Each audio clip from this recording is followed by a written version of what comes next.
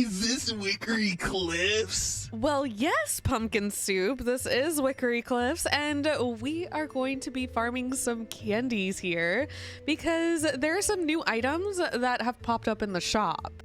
Well, I knew that there were new items because I was one of them. But wait, are there items for me? I'm sorry, Pumpkin Soup, but there aren't any items for you to wear. What? Are you kidding me? Can we just go back to the dorm then? Because I don't want to be here. Pumpkin Soup? You will turn into Pumpkin Soup if you don't behave, okay? Whoa. I was just kidding. Can't you just take a joke? I didn't hear a joke, but you know what? Sure. Right. Okay. Anyways, today I'm going to be showing you guys how to get the most candies possible here in Wickery Cliffs. So I am basically going to be showing you guys my farming routine here in Wickery Cliffs because it is definitely way different than my farming routine with the Falling Leaves Festival because we have trick-or-treating, Blackwood Manor, and all of that jazz.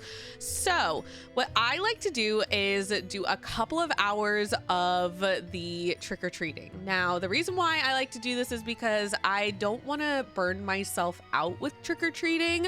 I definitely have spent some time trick-or-treating in the past, and that's all I did.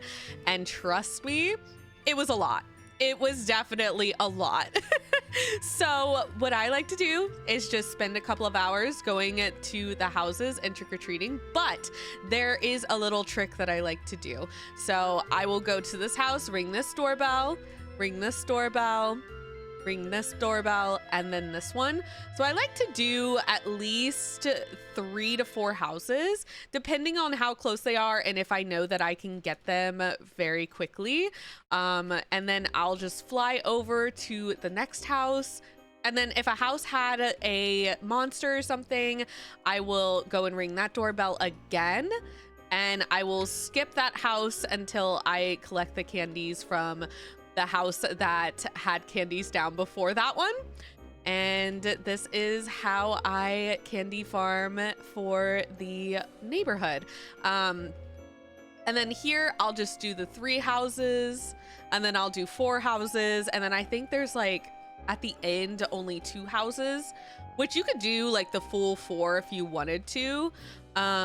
Meaning you can go from one side of the little street or whatever the case may be, but this is how I do this. So yeah, this is how I get the most candies. So do this for a couple of hours, and then once I'm like, I can't do this anymore, it's too much, then I will go on over to Blackwood Manor. Now let's get into the tips and tricks with Blackwood Manor. So you're gonna pick up your ghost gun. Yep, it's completely full when you come in.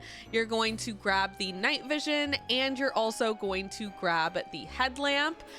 And you are going to change your lighting filter to autumn evening. This actually brightens it up quite a bit, and it's absolutely amazing. And I like to go into first person mode, but that's completely up to you if you want to do that. I have some friends that don't go into first person mode and they stay in third person, but I do like to be in first person because I feel like it's more accurate, especially when I'm shooting at the ghost. But being in a private server with your friends, you get way more candy than if you are in a public server. So having at least 3 to 4 friends, you're gonna get a lot. You will get so many candies. Now, if you are by yourself, you can still farm quite a bit of candies in here, but you won't be able to get the big ghost because you have a timer, and that timer is going to go down. So you will have to have a friend with you to get the big ghost. But this is by far one of my favorite ways of getting candy, and to also give myself a break from doing any of the trick-or-treating. Now, along with this farming routine and all of that jazz, you are also gonna want to go get your candy bowls every single hour. So make sure that you have a timer set. So we're gonna go to the Falling Leaves Festival so I can go and get my candy bowl here. This is why I say to take a couple of hours in trick-or-treating and in Blackwood Manor, because every hour you're gonna have to go and grab your candies from the Falling Leaves Festival and from Campus 4 in the office. If you're in a public server, you could also check and see if anybody has any candy bowls down. So that's also a really cool thing. And then I'm going to grab my candy from Poppy.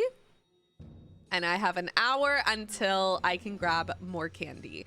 After you grab candy from Campus 4 and you also want to go check the dorms, then you can head right on back to whatever you were doing in Wickery Cliffs. Now, I know that I'm back in Wickery Cliffs, but it's however you do this farming routine. If you want to split up every hour being something different so that you don't get burnt out, then that is perfectly fine. But for me, I like to do every couple of hours of one thing and then move on to the next thing. Now, you may be wondering, why didn't I add apple bobbing into this? Well, I'm not really into the whole apple bobbing. It's just not my thing.